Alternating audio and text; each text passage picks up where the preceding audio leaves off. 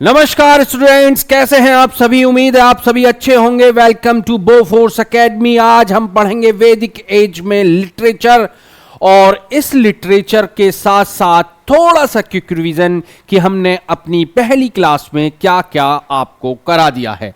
तो हम शुरुआत करते हैं नेम ऑफ ह्यूमंस, होमोसेपियंस। जो साइंटिफिक नेम है ह्यूमंस का वो क्या है? होमोसेपियंस है। अगर आप हमारा ऑनलाइन कोर्स लेना चाहते हैं तो आप प्ले स्टोर पर जाकर बोफोर्स एकेडमी का ऐप डाउनलोड कर सकते हैं और हमारा ऑनलाइन कोर्स ज्वाइन कर सकते हैं। वैदिक एज की हम बात कर रहे थे। मैंने अपनी लास्ट क्लास में भी बताया था कि किस तरीके से आर्यंस आए और उन्होंने वैदिक एज की एक शुरुआत की।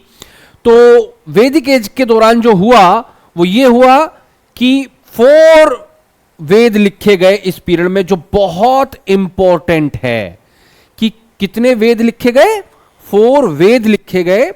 4 वेदों की रचना हुई और इन 4 वेदों की रचना को हम आज तक जो है फॉलो करते हैं और स्पेशली सनातन धर्म इसको फॉलो करता है, या हिंदू धर्म कह लीजिए इसको फॉलो करता है, जिसमें ओल्डेस्ट जो वेद है वो है ऋग्वेद। जितनी भी रिलीजियस बुक हैं वो सब बाद में लिखी गई।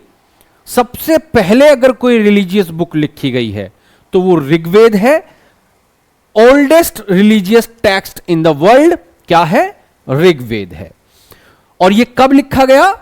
1500 बीसी में, मतलब ईसा मसीह के जन्म होने से भी 1500 बीसी में, जन्म होने से 1500 साल पहले ही ऋग्वेद लिखा जा चुका था। तो 1500 साल तो वो और 2000 साल के आसपास ये, तो लगभग 3500 साल पहले ऋग्वेद लिखा जा चुका था।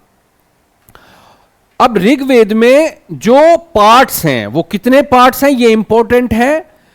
कितने पार्ट हैं ऋग्वेद में?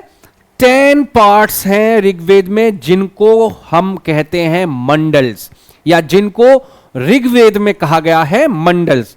ऋग्वेद के 10 पार्ट हैं। कितने पार्ट हैं? 10 पार्ट हैं, जिनको क्या कहा गया है? मंडल कहा गया है। इंपॉर्टेंट है, कई बार क्वेश्चन आरएमएस या सैनिक स्कूल में आपसे पूछा जा सकता है। और इसके साथ साथ ऋग्वेद की जो एक और बात आपको ध्यान रखनी है वो ये है 1028। 1028 क्या है? श्लोक्स हैं जो ऋग्वेद के अंदर लिखे गए हैं। तो ये जो नंबर है कि ऋग्वेद के अंदर टोटल नंबर ऑफ श्लोक कितने हैं, तो ऋग्वेद के अंदर 1028 श्लोक्स हैं, जो आपने ध्यान रखना है, याद रखना है, इंपॉर्टेंट है, आपसे किसी भी एग्जाम में पूछा जा सकता है। तो ये हो गई बात ऋग्वेद की। बहुत डिटेल में मैं आज नहीं जा रहा हूं, सिर्फ जो मैंने डिटेल में बताया उसको मैं सिर्फ रिवाइज कर रहा हूं। दूसरे कुछ वेद हैं, जिसमें पहला आता है सामवेद, दूसरा यजुर्वेद, तीसरा अथर्ववेद। तो ये 3 और वेद है। एक कौन सा? ऋग्वेद है। उसके बाद क्या आता है हमारा? Samaveda, then after Yajurveda, then after Atharvaveda. अब हमने क्या ध्यान रखना है? देखो, चारों ये वेद तो आपने ध्यान रखने ही है कि वो कौन से 4 वेद हैं, उनके नाम क्या हैं जो वैदिक एज में लिखे गए।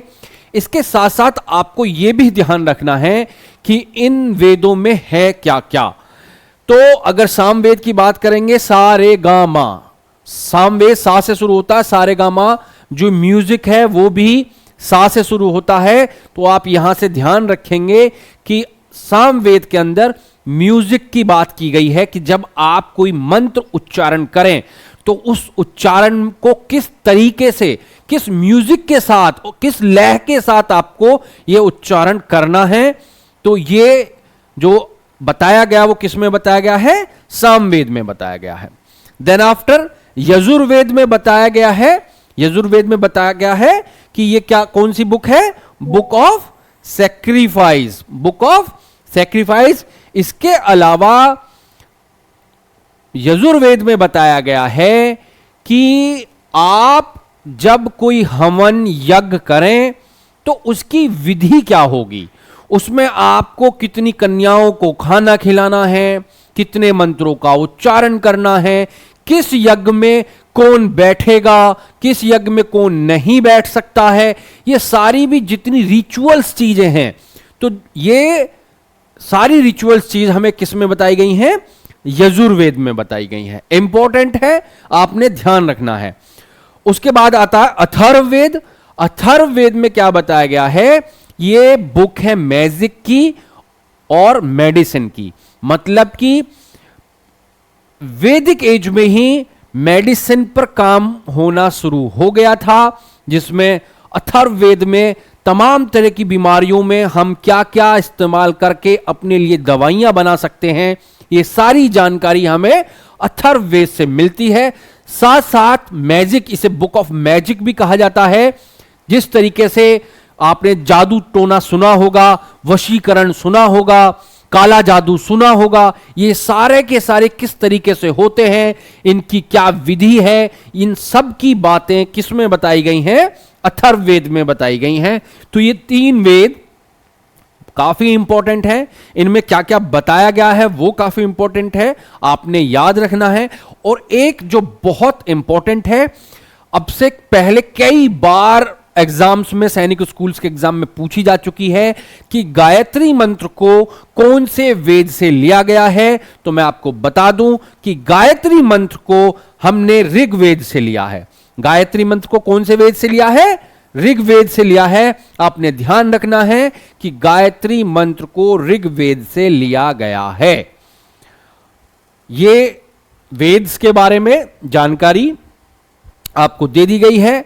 इसके साथ साथ अगर आप हमारा ऑनलाइन कोर्स ज्वाइन करना चाहते हैं तो अभी प्ले स्टोर पर जाकर हमारे बोफोर्स एकेडमी के ऐप को डाउनलोड कीजिए और हमसे जुड़ जाइए। या दूसरा तरीका है कि आप हमें हमारे फोन नंबर 9958226152 पर व्हाट्सएप मैसेज कर दीजिए और इस मैसेज के बाद हमारी टीम आपको कांटेक्ट कर लेगी और सारी आगे की क्या प्रक्रिया है उसको समझा देगी। 1-to-1 इंटरेक्शन के साथ अगर आप पढ़ना चाहते हैं तो ऐप को डाउनलोड जरूर कर लें। इसके बाद आती है सोसाइटी। सोसाइटी को मैंने बहुत ही डिटेल में अपनी पहली वीडियो में बताया था।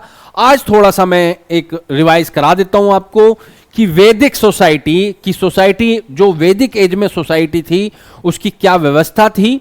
तो उसकी व्यवस्था ये थी कि 4 वर्ण्स हैं, 4 वर्ण्स जो बनाए वैदिक एज में। पहला वर्ण बनाया ब्राह्मण, दूसरा वर्ण बनाया क्षत्रिय, तीसरा वर्ण बनाया वैश्यास और 4th वन शूद्रास।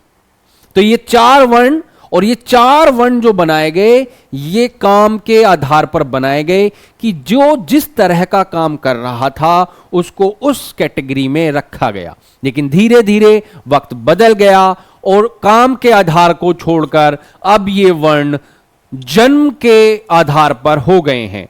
अब फर्क नहीं पड़ता है कि मैं टीचर हूं तो मुझे किस में होना चाहिए, ब्राह्मण होना चाहिए। पहले ऐसा होता था कि जो टीचर है वो ब्राह्मण होगा।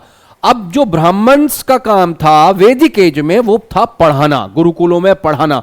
तो जितने भी पढ़ाने का काम लोग कर रहे थे उन्हें ब्राह्मण कहना शुरू किया गया। और धीरे धीरे क्या हुआ कि ब्राह्मण एक इस तरह से एक सोसाइटी बनी कि अब इसमें जन्म लेने वाले भी ब्राह्मण कहलाएंगे। बेशक वो काम किसका कर रहे हो, लेबर्स का कर रहे हो या सर्वेंट का कर रहे हो, जिनको क्या कहा जाता था, शूद्र कहा जाता था इन वैदिक एज। तो काम के आधार को छोड़कर किस आधार पर आ गए हैं, जन्म के आधार पर अब वर्ण आ गए हैं। तो जिस तरीके से पढ़ाने वाले टीचर को ब्राह्मण कहा जाता था, काम करने वाले सर्वेंट को शूद्र कहा जाता था, उसी तरीके से जो राजा होते थे या जो लड़ाई लड़ने वाले योद्धा होते थे उन्हें क्षत्रिय कहा जाता था, और जो व्यापार करते थे उन्हें क्या कहा जाता था, वैश्यास कहा जाता था। तो ये 4 तरह के वर्ण जो आपने ध्यान रखने हैं, याद रखने हैं। चारों वर्ण आपसे क्वेश्चंस आ सकते हैं, पूछे जा सकते हैं। नेक्स्ट हम अब बात करेंगे तो अब बात करेंगे हम वैदिक लिटरेचर की। ये बहुत इंपॉर्टेंट है और वैदिक लिटरेचर से आपका इस बार एक क्वेश्चन 110% सैनिक स्कूल के एग्जाम में आने वाला है। आपने ध्यान रखना है कि कौन कौन सी लिटरेचर हमने वैदिक एज के दौरान जो है लिखी है। तो वैदिक एज के दौरान जो लिटरेचर लिखी गई है वो लिखी गई है, उपनिषद लिखे गए हैं, उपनिषद लिखे गए हैं और पुराण लिखे गए हैं। उपनिषद लिखे गए हैं और पुराण लिखे गए हैं। उपनिषद, टोटल नंबर ऑफ उपनिषद कितने लिखे गए हैं ये आपने ध्यान रखना है, 108। टोटल नंबर ऑफ जो उपनिषद लिखे गए हैं वो 108 लिखे गए हैं, ये आपने ध्यान रखना है। दूसरा, हां, इससे पहले मैं आपको एक और चीज बता दूं कि आप सत्यमेव जयते बोलते हैं?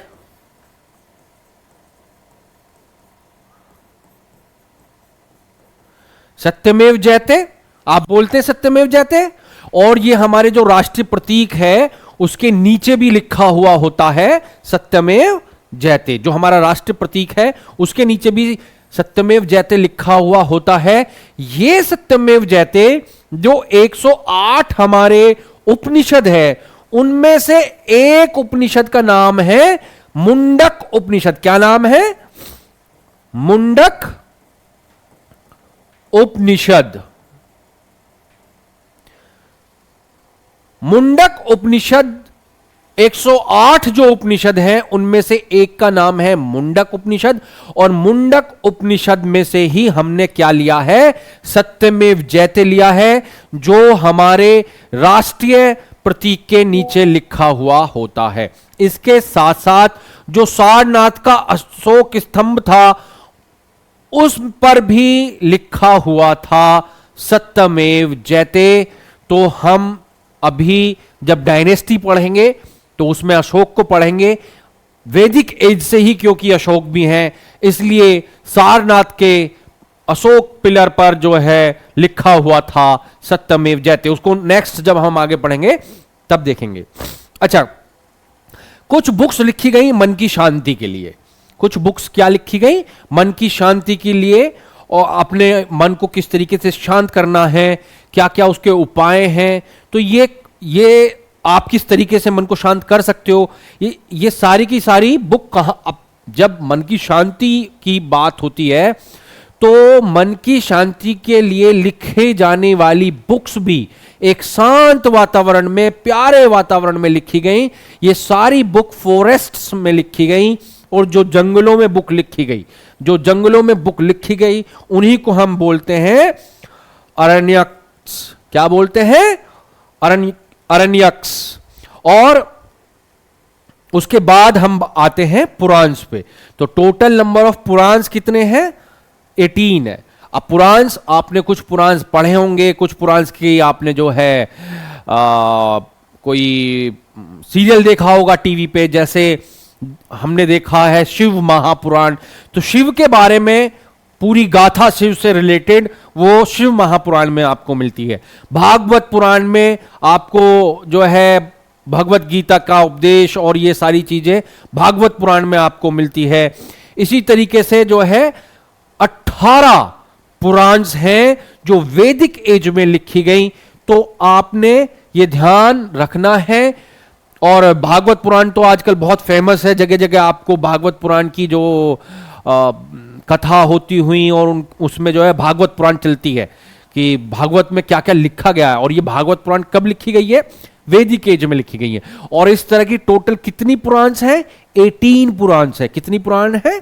18 पुराण है। और ये सारा जो वैदिक लिटरेचर है ये किस लैंग्वेज में लिखा गया है? ये सारा वैदिक लिटरेचर संस्कृत लैंग्वेज में लिखा गया है। कौन सी लैंग्वेज में लिखा गया है? संस्कृत लैंग्वेज में लिखा गया है। ध्यान रखना है कि जो मैंने बताया था कि संस्कृत लैंग्वेज जब आर्यंस आए तो कैसे उनके साथ आई, जो हमारी अपनी लैंग्वेज है वो हिंदी है, जो संस्कृत से जिसका जन्म हुआ। लेकिन संस्कृत का जन्म कहां हुआ?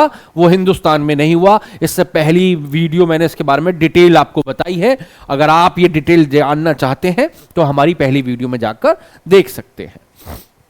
इसके बाद अष्टाध्यायी ने एक बुक लिखी, और माफ कीजिएगा, पाणिनि ने एक बुक लिखी। किसने लिखी? पाणिनि ने एक बुक लिखी, जिस बुक का नाम था अष्टाध्यायी। क्या नाम था? अष्टाध्यायी। और ये जो बुक है वो फर्स्ट संस्कृत ग्रामर की बुक है, कि जो संस्कृत ग्रामर है वो ग्रामर क्या है, जैसे हिंदी व्याकरण होती है, ठीक है, उसी तरीके से संस्कृत ग्रामर होती है। उसी तरीके से हर एक लैंग्वेज की अपनी एक ग्रामर है, ठीक है। संस्कृत की ग्रामर के बारे में जो डिटेल्ड नॉलेज दी है वो किसने दी? पाणिनि ने दी। और इसको माना जाता है कि अष्टाध्यायी जो पहली बुक है जो संस्कृत ग्रामर के बारे में आपको बताती है। तो एक क्वेश्चन बनता है कि first book of Sanskrit grammar Ashtadhyayi किसने लिखी? पाणिनि ने लिखी। और एक बुक और लिखी गई है संस्कृत ग्रामर की ही, जो किसने लिखी है? पतंजलि ने लिखी है। किसने लिखी है? पतंजलि ने लिखी। और इस बुक का नाम क्या है? महाभाष्य। इस बुक का नाम क्या है? महाभाष्य। और ये जो ग्रामर की बुक है, फर्स्ट जो बुक है वो संस्कृत ग्रामर की, वो पाणिनि ने लिखी, अष्टाध्यायी है। लेकिन उसके बाद में पतंजलि ने भी जो है एक बुक लिखी, महाभाष्य। और संस्कृत ग्रामर में अगर सबसे बड़ा कोई टेक्स्ट है संस्कृत ग्रामर के बारे में तो वो महाभाष्य है। ये बहुत बड़ी, बहुत डिटेल्ड व्याख्या संस्कृत ग्रामर की पतंजलि ने की है। तो ये दो संस्कृत, क्योंकि संस्कृत ग्रामर की हम बुक के बारे में क्यों पढ़ रहे हैं? क्योंकि वैदिक एज के बारे में जो मेन लैंग्वेज थी वो संस्कृत ही थी। तो इसलिए हम दोनों बुक्स हमने पढ़ी कि ये संस्कृत ग्रामर की दोनों बुक किसके द्वारा लिखी गई। एक किसके द्वारा लिखी गई? पाणिनि के द्वारा, और दूसरी पतंजलि के द्वारा। आप ध्यान रखेंगे, याद रखेंगे, और इस बार 100% चांस है कि क्वेश्चन बनेगा। देन आफ्टर हम बात करेंगे एपिक्स ऑफ इंडिया। कुछ स्टोरीज लिखी गई। क्या लिखी गई? कुछ स्टोरीज लिखी गई वैदिक एज के दौरान। और वैदिक एज के अंदर जो स्टोरीज लिखी गई वो इतनी मशहूर हुई हैं, इतनी मशहूर हुई हैं कि वो आज तक भी उन जैसी स्टोरी देखने को नहीं मिलती। कुछ सत्य घटनाओं पर लिखी गई, कुछ मनगढ़ंत लिखी गई, लेकिन लिखी गई। और ऐसी लिखी गई कि आज तक हम जो है उन स्टोरीज को पढ़ते और याद करते हुए आ रहे हैं। कौन कौन सी ये स्टोरी थी, इन्हीं के बारे में हम पढ़ेंगे।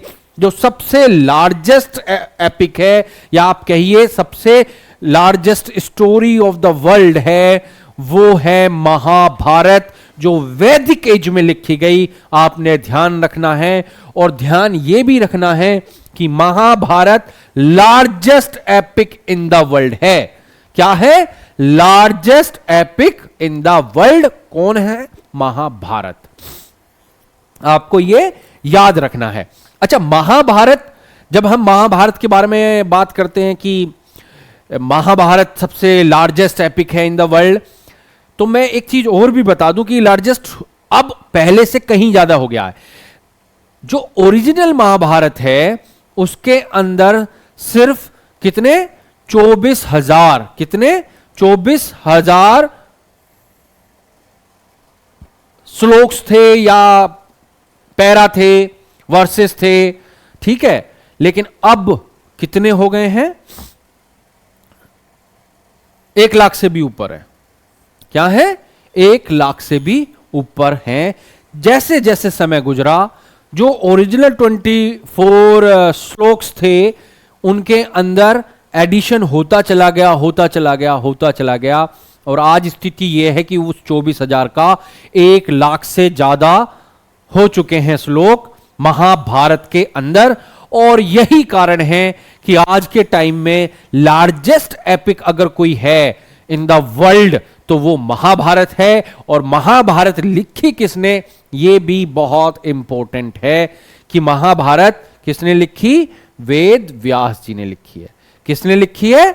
वेद व्यास जी ने लिखी है। क्लियर है बात? अच्छा, महाभारत में ही एक पार्ट और आता है। महाभारत का एक पार्ट है कि श्री कृष्ण, दोनों सेनाएं, कौरव और पांडवों की सेनाएं आमने सामने खड़ी हैं और अर्जुन ने कह दिया कि मैं अब युद्ध नहीं करूंगा।